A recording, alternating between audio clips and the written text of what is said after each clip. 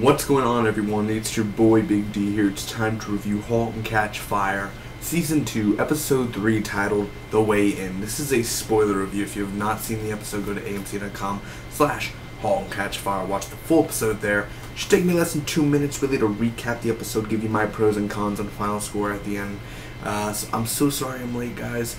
E3 was this week. It's basically the Super Bowl for gamers, man, and the events, Microsoft, Sony, and announcing new games and new products and everything.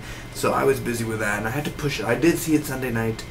I just didn't have time to do my review and everything. I was busy. But now's the time, and let's get right to it, shall we?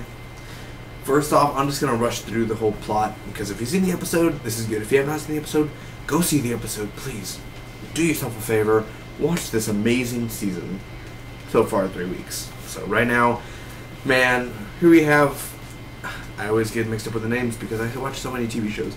We have Donna and Gordon. They're doing Superman references like, hey Lois Lane. He's calling Donna Lois, and hey Clark Kent. He has glasses on and everything. So they're kind of messing around a little bit. Joe is really bored, by the way. He's miserable at his new job at data entry. And Tom arrives. Tom arrives to work at Mutiny. He's the new guy that hacked them last week, and now he's working for them. John has... his car back. John Bosworth, he gets his car, I guess, since he gave it to someone while he went to jail. Now he has it back, and there's a personal call. Literally, I love it because Joe's talking to his fiancee Sarah, and then the guy's like, "Personal call, get back to work," type of thing. And then literally, he puts the phone down, and then he gets back up and he looks at the guy, and the guy's like, "Hi, can I talk to Jacob White? What is it? Jacob Wheeler?" I was like, damn, this guy's like, shit, he said Jacob Wheeler. Anyway, that was awesome. John is with a prostitute. At least I thought he was with a prostitute in a motel. It ended up being a co-worker. Not really, not even a prostitute.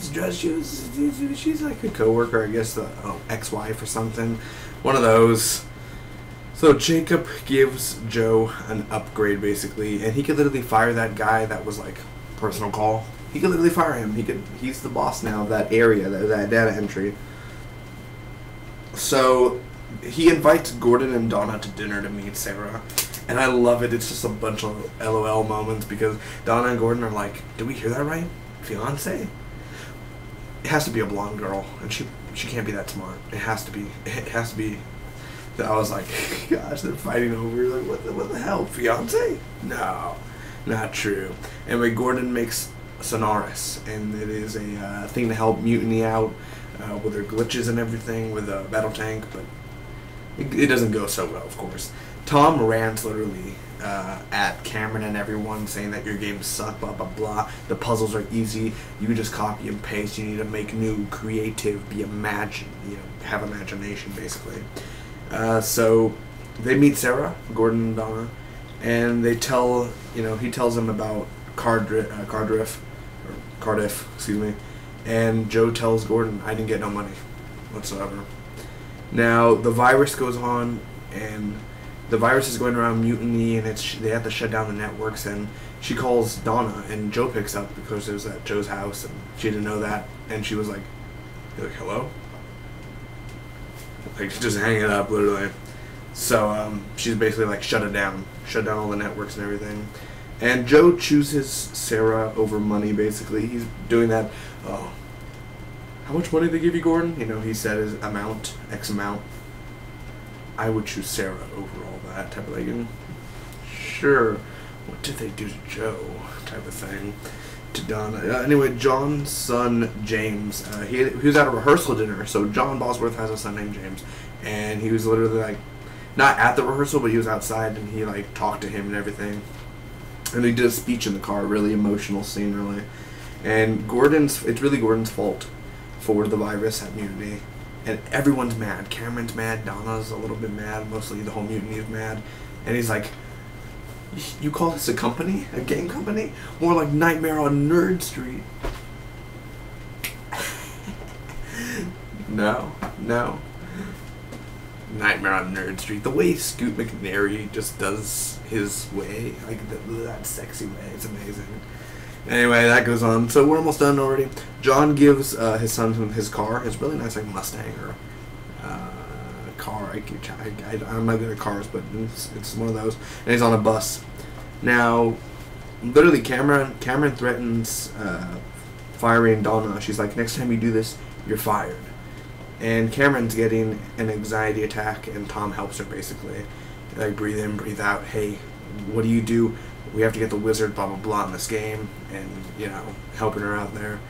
And there, Joe is sitting on a gold mine, basically. Old Joe is back because he finds out that Cardiff Electrics, they have their, like, modems or their computers over there where he works at data entry, like 16 of their property. And he's like, basically, he can manipulate it, he could do anything, and he's going to try to get back.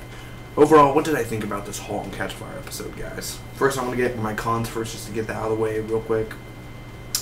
The whole scene with John Bosworth and the girl sleeping in that motel, I didn't feel like it was really needed or anything. Like, it just, because I like John Bosworth, the character, but it's not needed to be seen that. And I'm not saying why is it the sex scene or whatever, they didn't show that, but it wastes time when we could see other things.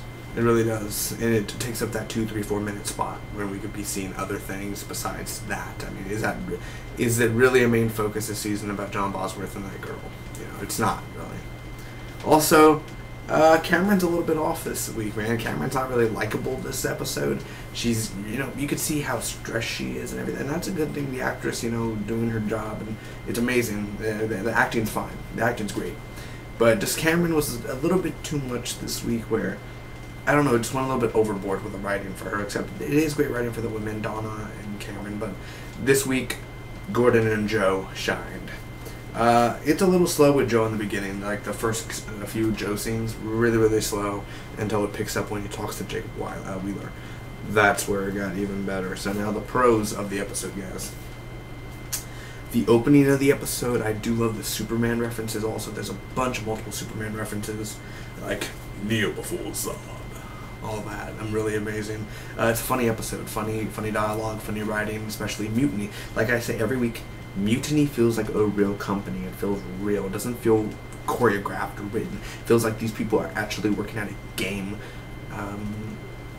studio, basically. The music, you know, always good music, always good beats, you know, it always gets you pumped up. The acting is great. Sweet McNary, Lee Pace, you know, the actresses, amazing. Super good. I do love the ending, the way Joe smirks at the camera, and that basically old Joe is back. It's time for no more like bullshit. Basically, let's get down to business. Let's get back to that Halt and Catch Fire, because you gotta take control. You know what I mean? The battle for control is now. It's nigh. The whole dinner date scene was just so well done. I love the way the camera angles are when the door opens, and you know, just it feels so for real in a way. And I do love that camera angle feeling, and I love the directing, and I think Lee Pace and Sarah, I'm starting to get used to them now, but then again, I want to see more scenes with them, and I like how Joe, you know, he always insists, you think Joe would be that kind of like, I don't want to see your friends, blah, blah, blah, but he's more like, yeah, we should invite your friends over, invite Casey and Donald, invite them, yeah, oh yeah, we'll do a barbecue this weekend. You know, he seemed like the type of guy that would be like, no, just you and me, but he's nice, so really awesome. John's son, how he left his whole car for him, that was really nice, very cool. I like seeing that, and the way they're taking Joe now, his direction, I can finally see where they're going to go with him this season. And it's intense, and basically, again, the directing and angles, and Tom is like a Joe. When you think about it, the way Tom talks and the way he speaks his words and the way he acts, Tom is sort of like Joe McMillan. Plain and simple, he's the new Joe for Cameron. Overall, I'm going to give this Halt and Catch Fire episode a B+. This is an 8.95 out of a 10 episode. It's a good episode. It's not great, not bad, but I really did enjoy it. It has rewatch value. I think that just, again, Mutiny and the acting and the dialogue and the camera angles and the opening and the ending, the opening was sort of slow, you know, with Donna and Gordon, but overall, it's an enjoyable episode, and it's entertaining, and it makes you think, where are we going to go from here next week? What are we going to do? Remember, Nightmare on Nerd Street. Until next time, guys, I'll see you for Halt and Catch Fire. Don't forget this Sunday, the last ship starts, so make sure you watch that. That's a TNT show. Also, I'll be reviewing Tyrant. Still gonna finish Empire. I'm gonna finish Agents of S.H.I.E.L.D.